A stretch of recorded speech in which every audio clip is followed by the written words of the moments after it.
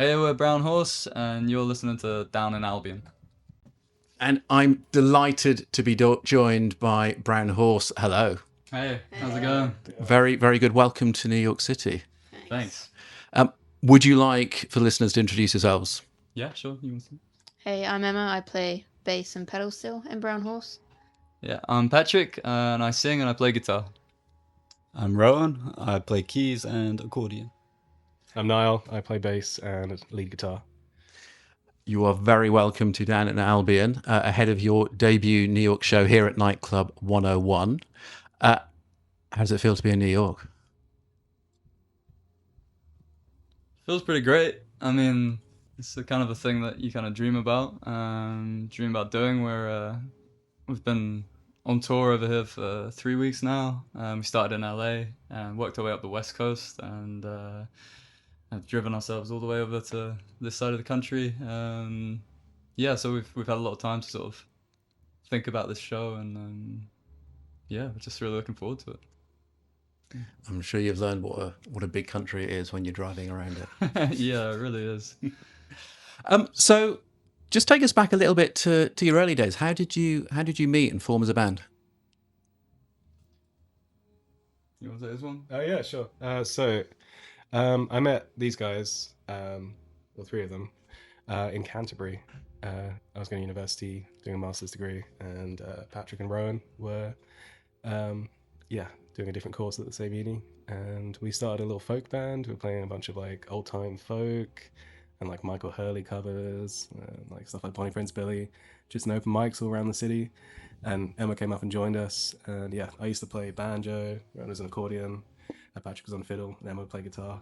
So yeah, we started out as a little folk group, and then it was kind of like we stopped playing music through the pandemic. But then after the pandemic, we came together and we had a couple shows booked, and it just sort of made sense for us to go for a bit more of an electric sound. And so we kind of Brown Horse grew out of us being a folk band. So yeah, it's sort of like amplified electric folk rock. And you're well known, of course, as a beacon of the East Anglian music scene, having relocated to Norwich, which for New York listeners is a historic cathedral city in the east of England. How would you describe the music scene in Norwich? Music scene in Norwich is great. It's not a huge place, so you don't really have the luxury of finding necessarily a scene of kind of bands doing really similar things. It's all, all the bands seem, genre-wise, people were doing really different stuff, but despite that, everyone kind of turns up to each other's gigs, and it's very like, it's kind of a great place to start a band, because there's so many venues that you can just walk to. You can be playing the open mic in January, and by September you can be kind of headlining the 250 cap venue, and there's a really good like ladder in place for working your way up, and just a ton of great local bands all kind of turning up to each other's shows. But yeah, it's not really sort of dominated by one kind of particular genre. There's a lot of kind of emo stuff and hardcore stuff. We're kind of outliers, but despite that, I think people have been super supportive, and it's been really lovely. Outliers, but it's a sound that works. I was put onto you by friends in Norwich who'd heard you and seen you. So we'll be hearing some of your music, and least of all live here later at Nightclub 101. In terms of your influences, I'd be really interested in your influences outside of music when you're writing. What are you thinking of?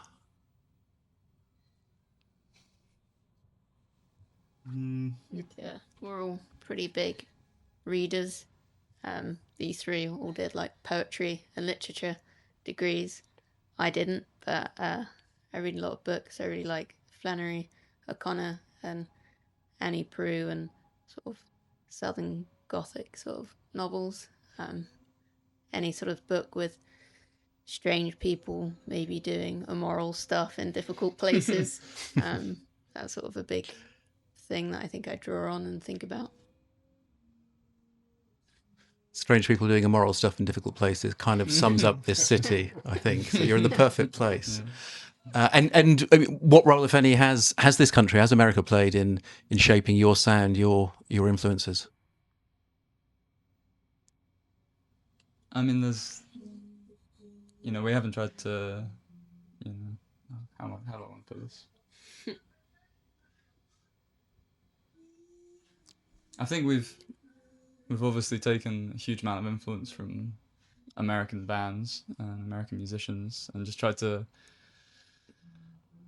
connect what we're hearing in those songs and those lyrics to what's available to us in the sort of Norwich landscape, or the wider Norfolk landscape, and the kind of strange flatlands and fens, and in a way that's kind of not trying to take some of the sonic elements but make it relevant to Norfolk in some kind of way, create this kind of like East Anglian Gothic version of what a lot of the songwriters we really love are doing over here. East Anglian Gothic I love, and as someone who knows Norfolk very well, I get the sense that there is a feeling of the flatlands. But how would you describe the Norfolk landscape to someone who maybe hasn't seen it? Sounds like Emma one possibly is it?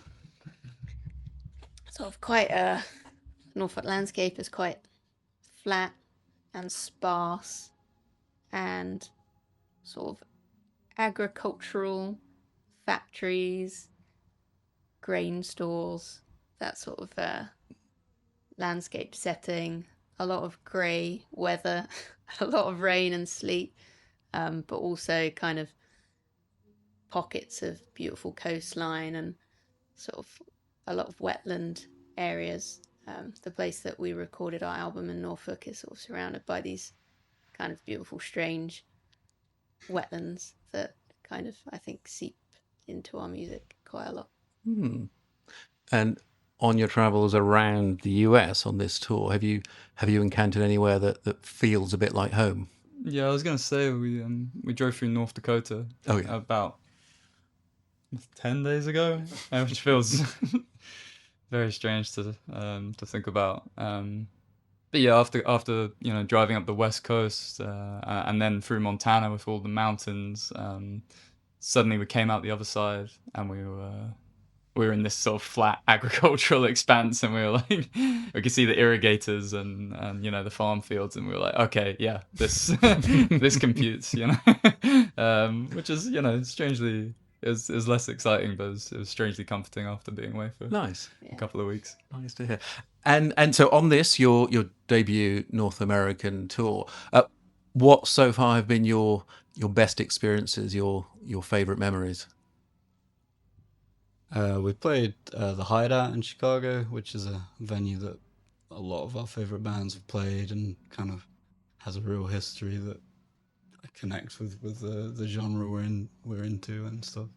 And that was the biggest crowd, the fullest kind of room. So that one stood out. We got to meet Janet Bean.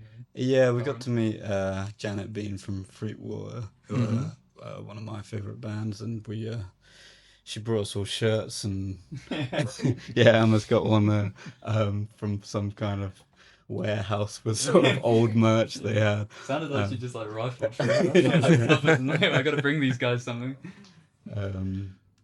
Anyone else got a... LA, the show was just amazing. We put like so much time and energy into book it, like trying to make the tour happen, that we'd hardly kind of thought about the actual shows themselves. It was just like there's so many logistical things to get through before you can really step on stage. So once we actually got up there in LA and started playing, suddenly we had this great crowd and everyone's getting really, really, really into it, and it just felt amazing. And it was really nice just to remember like that's what all the admin had been about. You guys go on. I mean, we're also absolutely thrilled to be in New York. It's amazing. Yes. Yeah. Save the best to last. Yeah, absolutely. Which is here at Nightclub 101 on what I think is looking like a sellout gig for your debut New York show. That's not bad. But for those then that weren't able to get in, how would you describe a Brown Horse live show in 10 words or fewer? That's pretty tough. Few. They don't have to be whole sentences. A haiku if you can. We've got 3 English graduates here. I'm leaving it to the boys. Miles got big show. Got some words. Heartfelt. Rocking, heartfelt. Yeah. Swapping around. Yeah. It's good too. I guess hopefully lots of thoughtful lyrics and moments that make you think, but also lots of good time rock and roll kind of things as well. That's 10ish. Tennis. Good time rock and roll, I think, brought you in just under the wire. And then finally, last show of your tour. What next for Brown Horse? We're heading to Spain in a month or so. Yeah. And we've got some support shows later in the year lined up in September to come back to Canada and the US. So that will be Hellmouth in Canada, and then 3 shows with Drive-By Truckers in North and South Carolina. Which is a dream come true. Excellent. Wow. We can believe Drive-By it. Truckers. That was some news we got while driving through Oregon, I think. And How did that come about? we have a booking agent who I think worked with them, so a few times we kind of definitely slipped in how big a fan we were. All wearing matching t-shirts. Sometimes. Sometimes they are. We caught Patterson Hood at a festival in the Netherlands called Take Root, and we kind of watched from the side of the stage, kind of tried to say hi at the end, but obviously it was a little bit rushed. So hopefully he remembers that, but probably not. That will be immense. We look forward to that. Hope you can tag another New York date onto that. One final question, a little off topic, if I may. We are just approaching the British Music Festival season. I'm sure you have your own experiences, but briefly, how would you describe a typical British music festival to someone who'd never been to one? Probably expect rain. Rain. Plan for rain.